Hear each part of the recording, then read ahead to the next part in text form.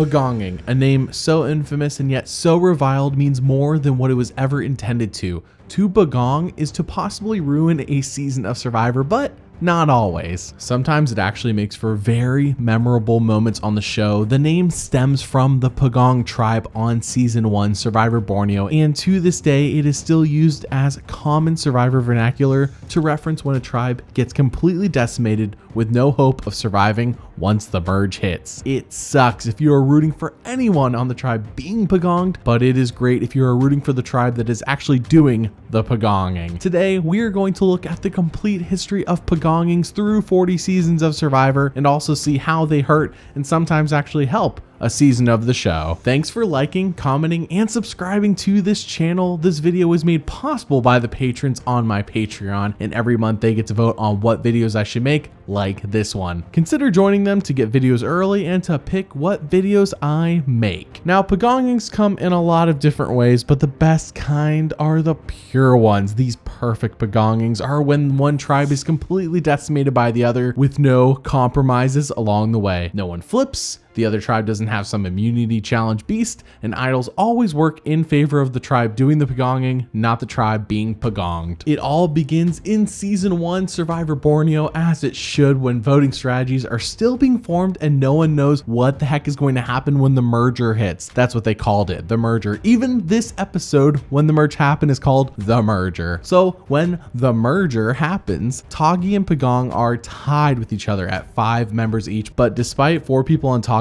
forming the first successful alliance in Survivor, Pagong had not done this at all. No one on Pagong is aligned with each other. So when it comes time to vote for the first player out since the merger, it is a massive shocker for those not in the Tagi 4, as Gretchen is eliminated 4 to 1 to 1 to 1 to 1 to 1 to 1. Jenna, Rich, Rudy, Sue, Colleen, Jervis, Gretchen. Oh my God. Gretchen. Gretchen. Oh my God. Gretchen. Gretchen being voted out sucker punches everyone but the 4 who voted for her, and the reactions to this are crazy to see from a modern perspective. Jenna Lewis just comes right out and says it. There's a conspiracy. 4 people evilly conspired to vote together and they got their way. Last night it looks like there was a conspiracy.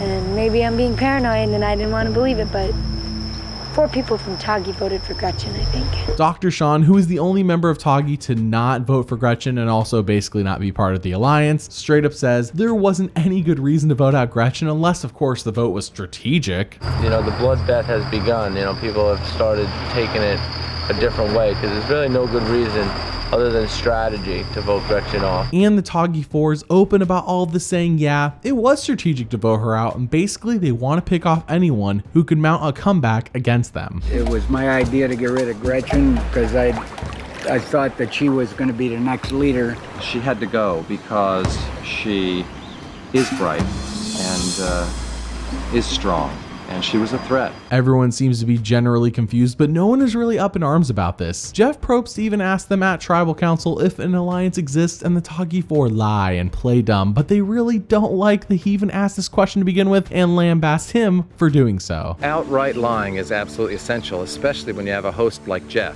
who's as bold as to ask, well, so Sue, tell me, is there an alliance? What a question. Apparently, this line keeps working though, even after 3 Pagong members have been voted out, and yet they aren't 100% sure they are being picked off one after another. If you look at it, since the merger, it's only been Pagong people being voted off.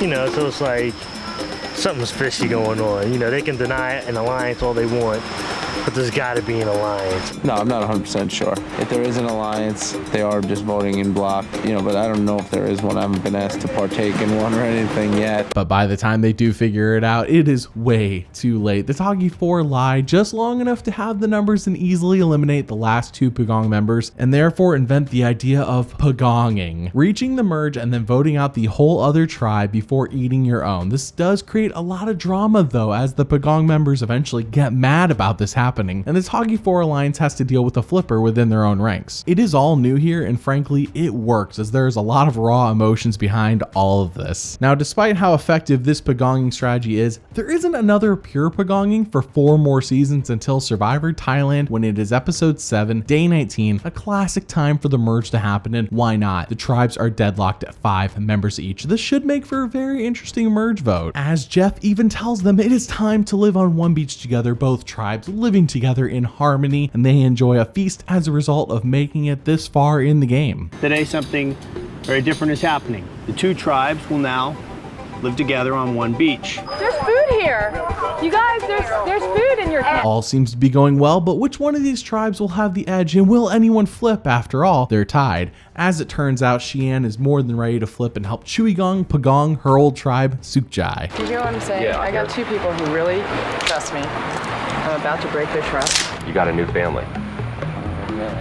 Just remember that. Oh yeah, Xi'an is going to flip and secure this pagonging to happen, no doubt about it, except when it comes time for the immunity challenge, Jeff drops a bombshell on everyone. I never would have expected our merge to have gone as smoothly as it has. You said merge. Yes. I certainly didn't say anything to give you that impression, did I? Okay, what the crap, Jeff? I mean, it is true the tribes never got new buffs, and he never said merge, and they don't have a new merge flag, but a lot of signs were there for a merge. Anyways, Sukjai goes on to lose immunity and rightfully votes out Xi'an for flipping on them, and then they lose immunity again, so they have to vote out yet another Sukjai member. By the time the merge does happen, Chuigong is up 5-3 and basically has no reason to eat their own when they can all guarantee themselves the final 5.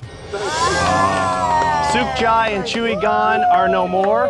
Thank you. The 8 of you are now one tribe. And that is exactly what happens as they easily pick off the remaining 3 Sukjai members and create the second pure pagonging this show has ever seen. And unlike in Borneo, this is not novel, and it does drag down the season a lot by making it fairly predictable and dull. Now, we don't have another pagonging for at least 4 more seasons when we reach Survivor Vanuatu, and it is men versus women to the extreme. But this time, it isn't tied. Oh no, the women hold a 6-4 lead and are being led by Amy Cusack, who is dead set on only the women making it to the end and winning it all. The men, minus Rory, are basically oblivious to where the lines are really drawn, as they think they have Twyla and Julie on their side, and they think that actually the men hold a 6-4 advantage with 2 women helping them. So when it comes time to vote, for the first time since merging, it is a pretty big surprise when Rory goes home and not Amy. 9th person voted out of Survivor Vanuatu.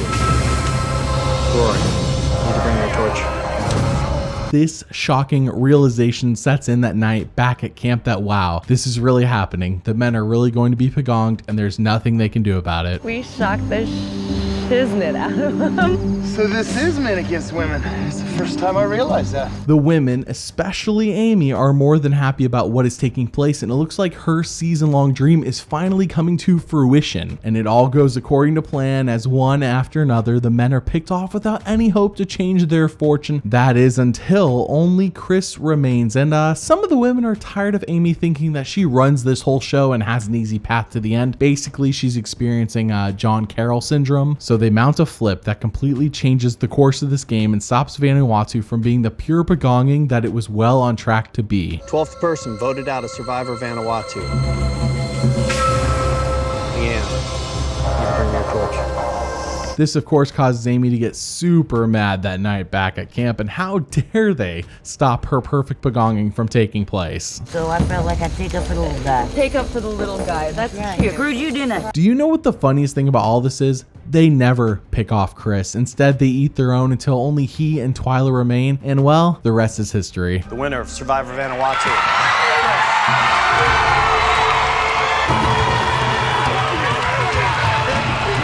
While not a pure pagonging, it came super close. In fact, had it not been for that flip, this season would have suffered as a result. But thankfully, the flip does happen, and it makes a season that was decent into a must-watch to see one man BS his way from letting them finish the pagonging to winning the game instead. The next pagonging is quite a bit different, as it happens one season later in Survivor Palau. In fact, you might call this pagonging an oolonging, since instead of waiting to get to the merge to be picked off one by one, Oolong self-implodes explodes pre-merge and helps Koror out by losing every single immunity challenge to the point that they literally can't vote themselves out anymore and have to resort to having Survivor Production create the fire-making tiebreaker so that they can become a tribe of only one person. You're welcome, Koror. First person to build a fire with a flame high enough to light their torch wins immunity, stays in the game. Stephanie beats Bobby John in this fire-making competition and doesn't merge. Instead, Oolong is dissolved and she just becomes a part of Koror. No merge, at least not officially. If she were to go out first, this would have been a true pagonging, but it turns out Koror has been antsy to vote someone out of their own tribe, so when they get the chance, they take out Kobe. And then it looks like it is Stephanie's time to go. That is until, wait for it,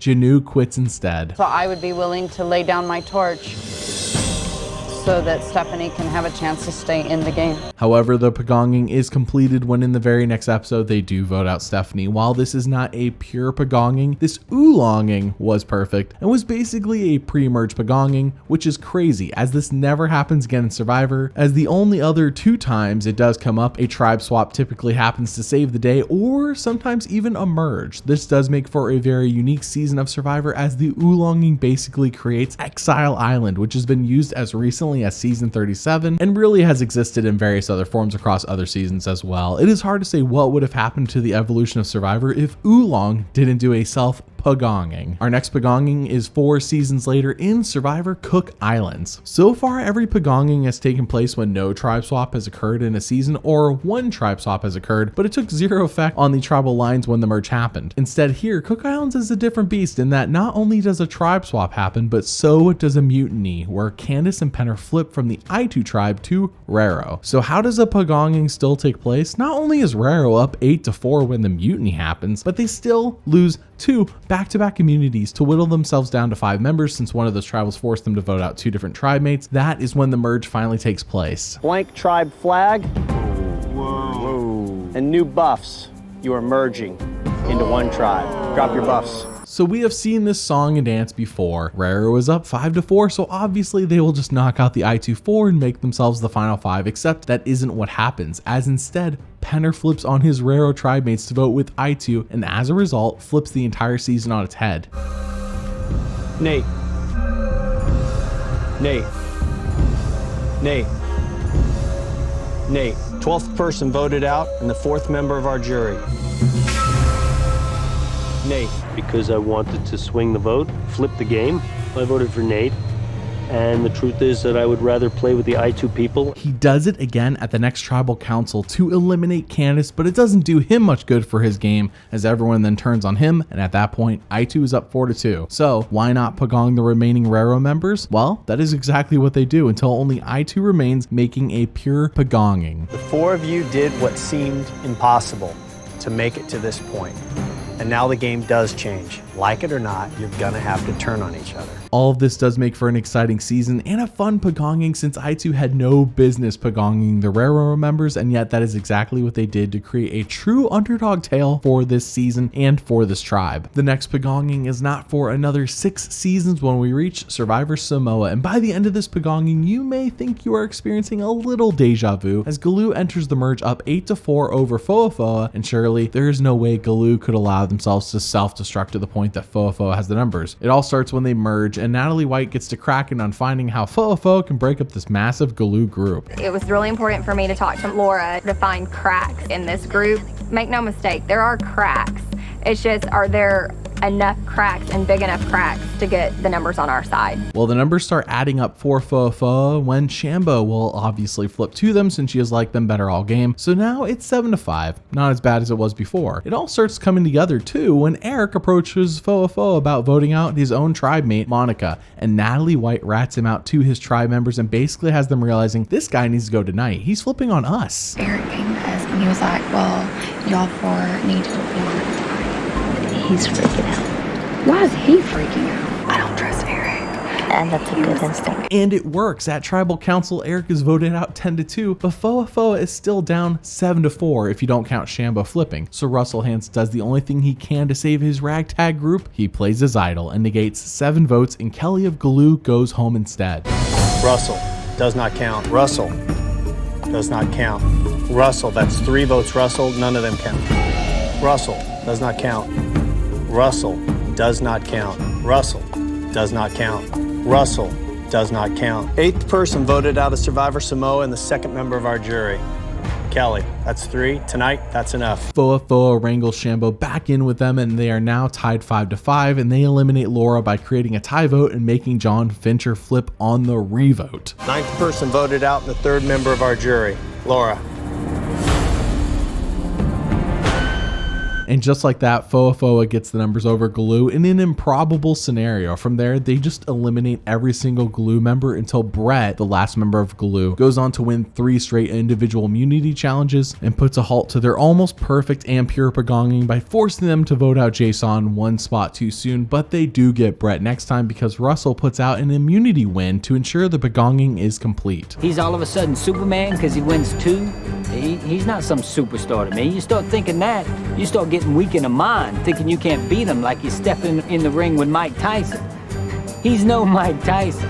He's Brett. A Foa member wins the entire game and not a single Glue member reaches final tribal council, so this massive comeback is very entertaining and makes for an incredible second half of the season as the Pagonging went the way of the little guy. The next Pagonging comes 1 season later in Heroes vs. Villains when they go into the merge and the tribes are tied 5-5. But the heroes take a huge risk when, before the merge, they think Russell of the Villains is not in the majority alliance on his tribe, which he is. So they give him their idol, hoping he will play it and join them once the merge hits, and this is the kind of move that could either be a grand slam for them or has them striking out hard. And in this case, You don't hand the enemy the idol, especially when his name is Russell Hands. You don't do that. That's a no-no. Yeah, this is a strikeout. When the merge hits, that same idol is played on Jerry Matthew, who negates her 5 votes and ensures the villains get the number as JT is voted out 5-0. First vote.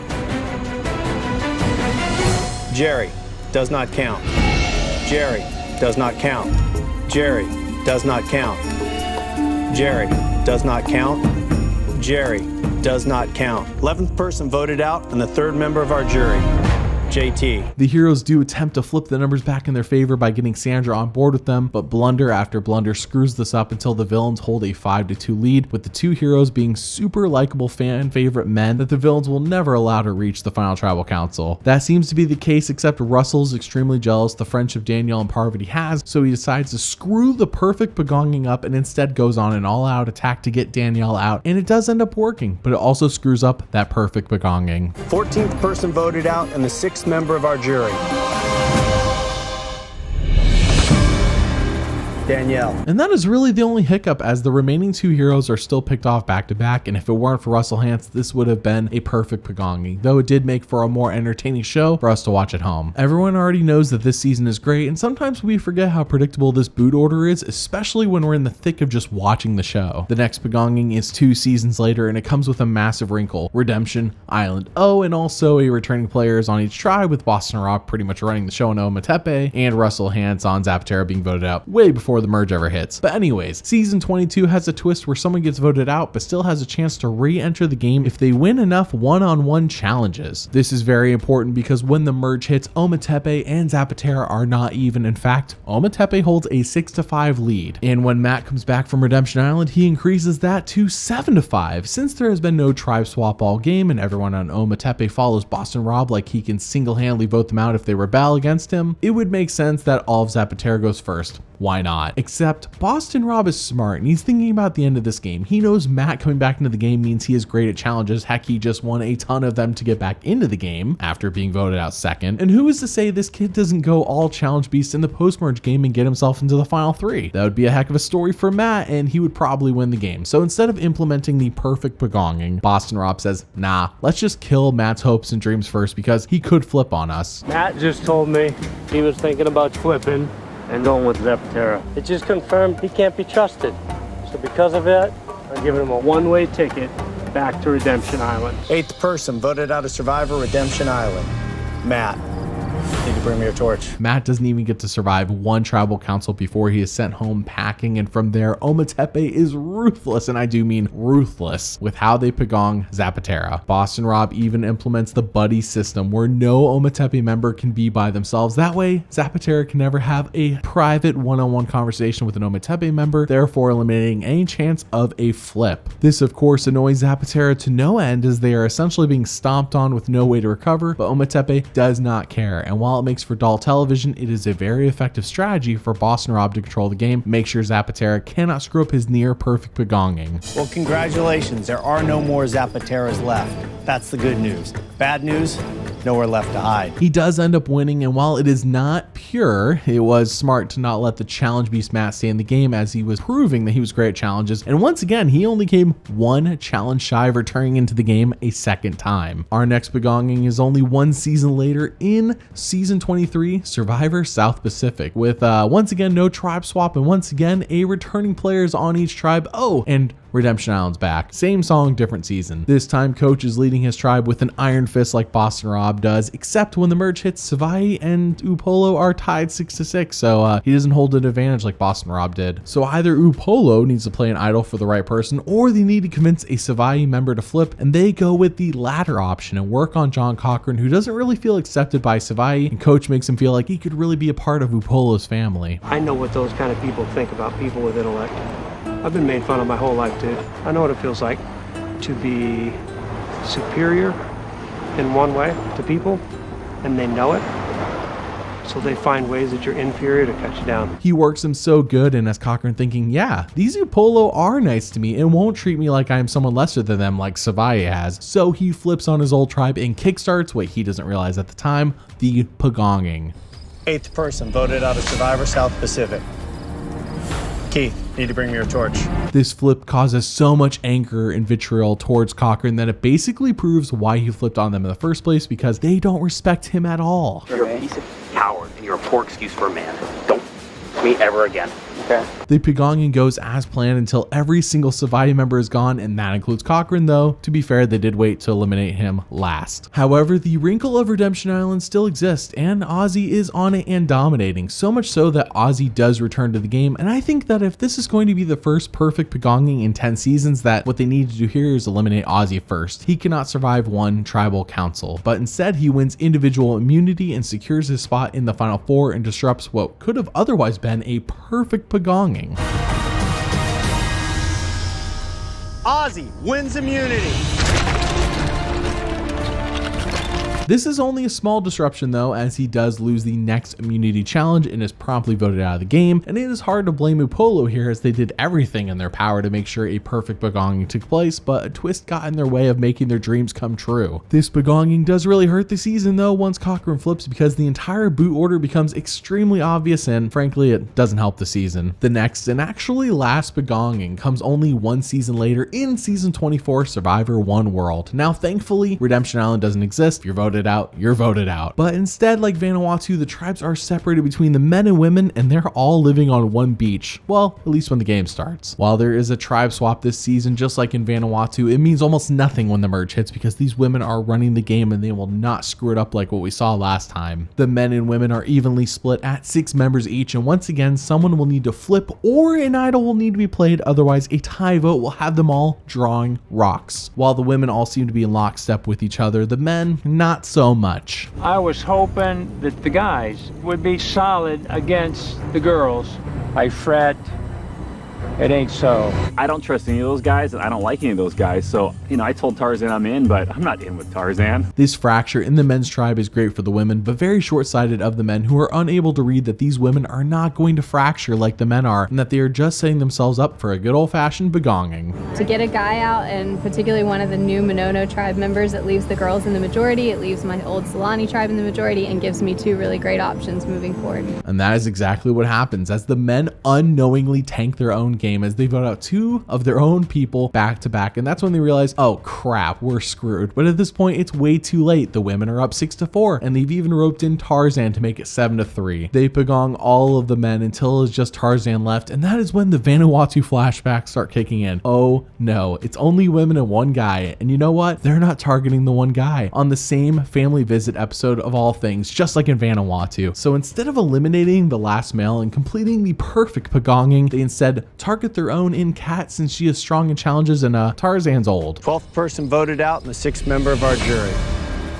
Kat, that's 4. It's enough. Need to bring me your torch. But other than that one disruption, Tarzan is just voted off next, and once again, one small thing stops us from having a perfect pagonging. This season is a fairly dull one, and the pagonging is fairly predictable, so it doesn't help at all. And that is it for pagongings through the first 40 seasons. Out of the 10 pagongings that we talked about here, 7 occurred when there were no tribe swaps in a season, and 3 did have a tribe swap, but every time there was a tribe swap and a pagonging is because a smaller tribe or one person comes back and pagongs everyone else. Basically, they outwit and outplay the larger group. Since it has been so long since pagonging, I don't think it'll ever happen again. Survivor likes to constantly mix up the game with more idols, sometimes true tribe swaps, and pretty much everyone comes to play and not sit on their butts and just let things play out predictably. I do think we could see another oolong type of situation again, as that is kind of what happens in season 38 with Manu and then Lesu, but Survivor stopped the oolonging because, hey, they had a mid-season twist they still had to do no matter what, so it doesn't happen. So what do you think? Do pagongings always ruin a season, or has a pagonging ever actually enhanced the show for you? Let me know in the comments below. Thank you for tuning in, and I want to give an even bigger thanks to the patrons as they made this video happen, and it was made at their request. Once again, thanks for watching.